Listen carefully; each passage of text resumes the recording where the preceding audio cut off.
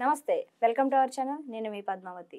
ఈరోజు మనతో పాటు డాక్టర్ ముల్లపూడి సత్యనారాయణ గారు ఉన్నారు. ప్రముఖ ఆధ్యాత్మికవేత్త మరియు జ్యోతిష్య పండితులు. ఆయనతో మాట్లాడి మరిన్ని విషయాలు తెలుసుకుందాం. నమస్కారం గురువుగారు. నమస్కారం మా పద్మావతి.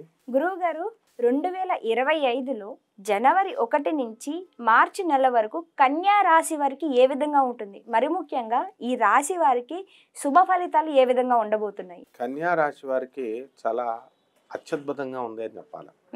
ఇప్పుడు ఆల్రెడీ లీడింగే వాళ్ళు, కానీ మా రాశి బాగలేదు బాబోయ్, బాగాలేదు బాబోయ్, బాగాలేదు బాబోయ్ అంటున్నారు. కారణం ఏంటంటే సప్తమములో రాహు ఉండడం.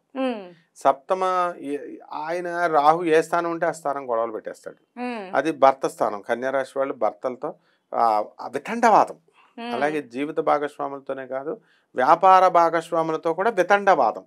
ఇవి మెయిన్. అదొక్కటే మైనస్, మిగతా అన్ని బాగున్నాయి. భాగ్యంలో గురుడు ఉంటాడు.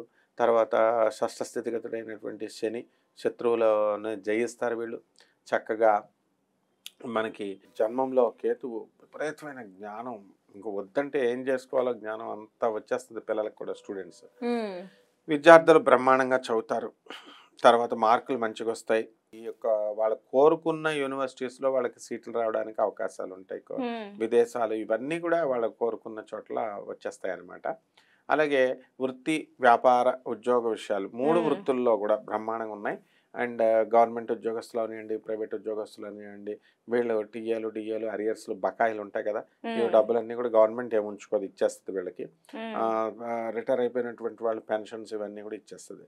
అయితే వీళ్ళు ఏం చేస్తారు, వన్ టైం సెటిల్మెంట్ చేసేసి వీళ్ళ పెన్షన్లు వీళ్ళకి ఇచ్చేస్తే వీళ్ళ పెన్షన్లు వీళ్ళు తీసుకోవచ్చు కదా. తీసుకోకుండా వీళ్ళు ఆ సర్టిఫికేట్ తీసుకెళ్ళి బ్యాంకుల్లో తనఖా పెట్టేస్తారు, వాళ్ళు మిగతా పిల్లలకి ఇవ్వాలి అన్న ఉద్దేశంతో. మళ్ళీ దానికి ఒక గవర్నమెంట్ షూరిటీ ఎవరో ఒకళ్ళు ఇవ్వాలి.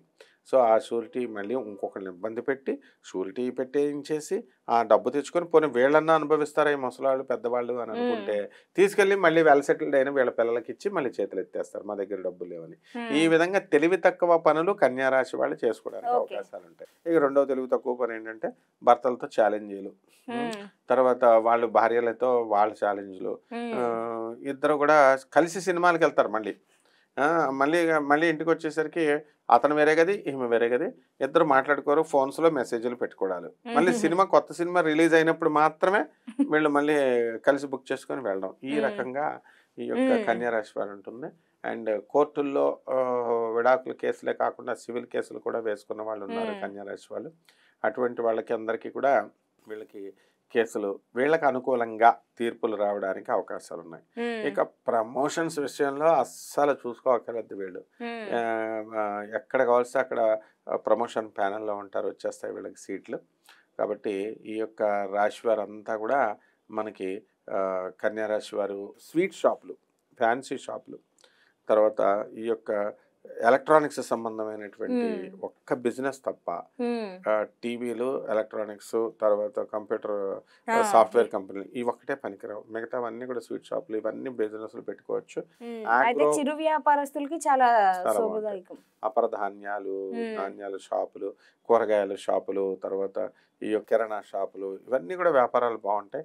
అయితే ఈ కన్యా రాశి వాళ్ళు ఏం చేస్తారంటే నమ్మి భర్తకి డబ్బులు ఇవ్వడం అనేటటువంటిది పెద్ద మొత్తంలో. ఇప్పుడు ఒక ఇల్లు ఉందనుకో, వాళ్ళ నాన్న వాళ్ళ అమ్మాళ్ళు ఈ పిల్ల పేరు మీద ఇస్తే వాళ్ళ పేరు మీదే ఉంచుకోవాలి కదా. వీళ్ళు ఏం చేస్తారు, జీపీఏ రాసి ఇచ్చేస్తారు వాళ్ళకి, అల్లుడే కదా అని, భార్య లేకపోతే భార్య భర్తే కదా అని ఇచ్చేస్తుంది. వీడు తీసుకెళ్ళి అమ్మేస్తాడు. అంటే కన్యా రాశి వాళ్ళు ఈ విధంగా నష్టపోవడానికి భర్త వల్ల అవకాశాలు ఉంటాయి.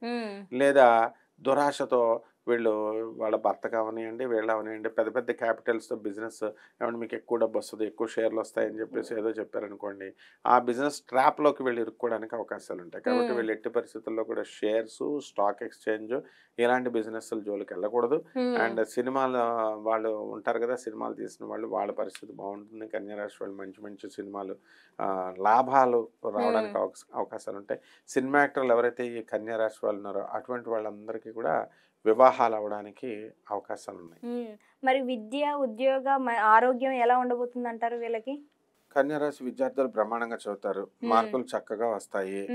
ఇక ఆరోగ్యం దగ్గరికి వచ్చేసరికి సట్ట నొప్పి, కాలు నొప్పి అన్నట్టు ఈ యొక్క మెంటల్ పీస్ అనేటటువంటిది ఏ కారణము ఉండదు. విచిత్రం ఏంటంటే వీళ్ళకి ఏ కారణం లేకపోయినా మానసికంగా ఆందోళన, ఏదో ఆలోచించుకుంటూ, ఏదో బాధపడుతూ ఆ విధంగా ఈ యొక్క కన్యా రాశి వాళ్ళు ఉండడానికి అవకాశాలు ఉంటాయి.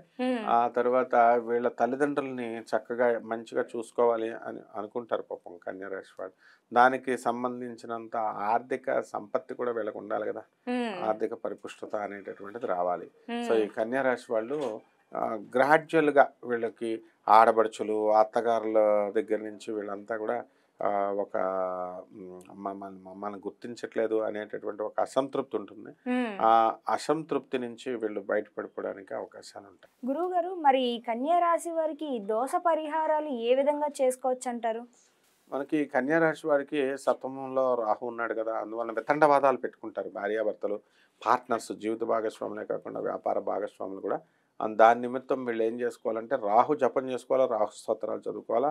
రాహుకి కిలోంపావు మినుముల్ని, ఆవుపేడ రంగు ఉన్నటువంటి వస్త్రాన్ని ఇచ్చి పేద బ్రాహ్మణులకి శనివారం నాడు ఉదయం 8 గంటలకి దానం చేసుకోవాలా.